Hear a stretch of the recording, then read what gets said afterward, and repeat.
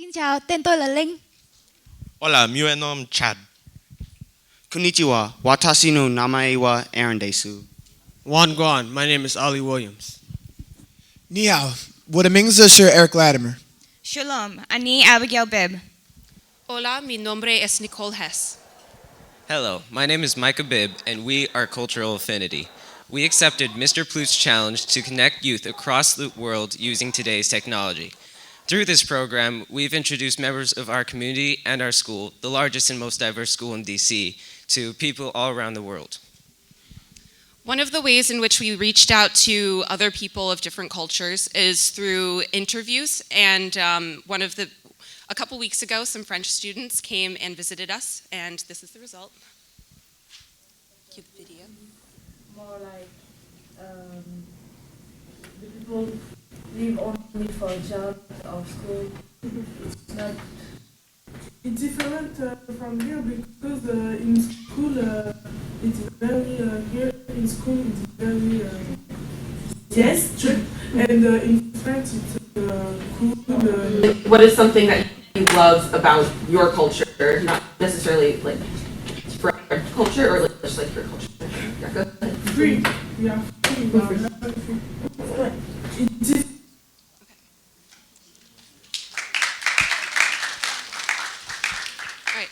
Along with liberty and freedom, what the French students really wanted other people to know about their culture was that France is full of really hardworking people. And that's something that none of us would have known without it, which is why we are doing this project.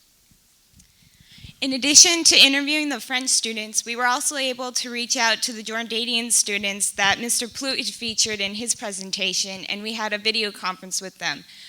Through this, we were able to ask them about their culture as well as have them ask us about our culture in the United States. They all went around and were able to ask anything that they wanted just so that we can find common ground.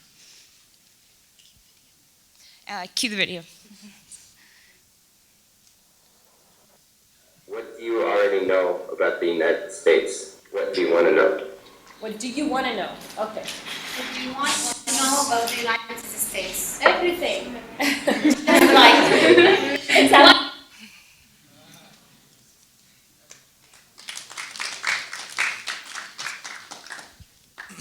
Well, being located in a bustling hub for a wide diversity of multicultural people, we seized the opportunity and decided to advocate for cultural affinity through many of the local shops. We visited places like the library, bus stop, and many of the popular local food restaurants. Our SKU community was also a big factor to whom we owe a big thanks. As you may know, social media is everywhere and used all around the world. For our project, we used two of the most popular platforms of social media, Facebook and Instagram. By doing this, we were able to connect youth through sports, music, and food. And we also learned that even though people may seem different, they're very similar. Our solution was to use social media. Our solution was to use social media as a barrier to break. We use social media to destroy stereotypes like all Americans enjoy McDonald's or all Islamic people are bad and stuff like that.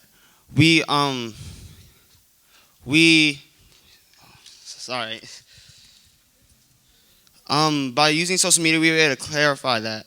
As you've seen the Jordanian interview, we want to know just as much about them as they want to know about us. And we were able to use social media as a catalyst to provide that information for them.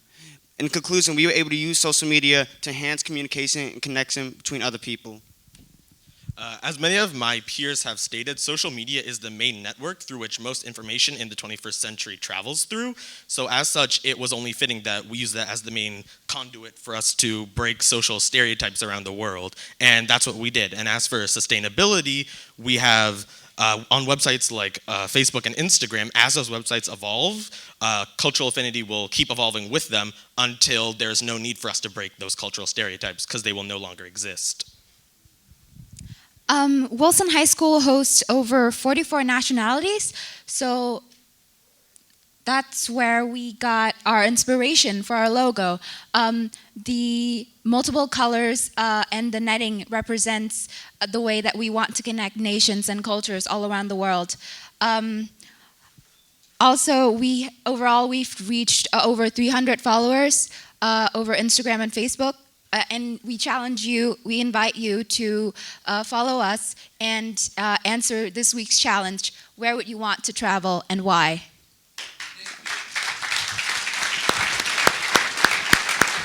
Thanks. Judges. On that note, where would you like to travel and why? Personally, I would like to travel maybe to Saudi Arabia, somewhere in the Middle East, because I feel that I know a lot of people don't know about it. I also know people who do know about it, but personally, that's an area, kind of like a gray spot, that I would like to know more about.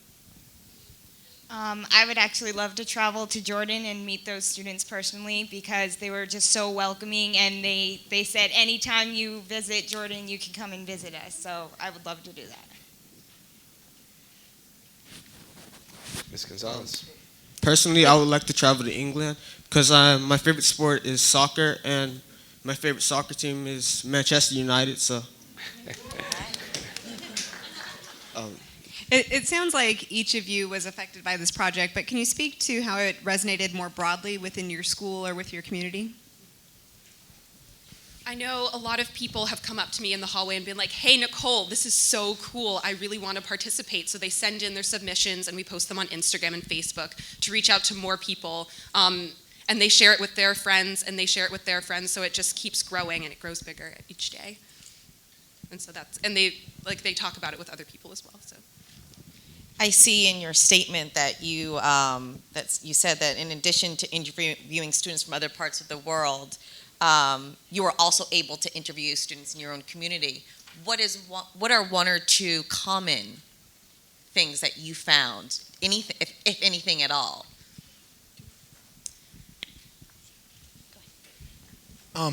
Well, mostly the common theme that they have been communicating to us was that they are interested. It's not like they're not interested in most of the foreign cultures and things like that. I had one case where a kid said they were interested in the architecture of Russia, like just really specific things that are pretty cool that I would never think of myself. So yeah, there's definitely common themes of I'm interested, how do I get involved? And I think something important to think about when we're referring to your question is that we live in DC, which is a place where it's the capital of the United States, the capital of the free world. And so there are thousands of different peoples, there are thousands of different nationalities that are in DC. So when you ask, are there any common things, the common thing is that we all want to know more about each other because we all live in the same space and we have to share it together. Any other questions? Seeing none? This is great. Thank you so much. Woodrow Wilson.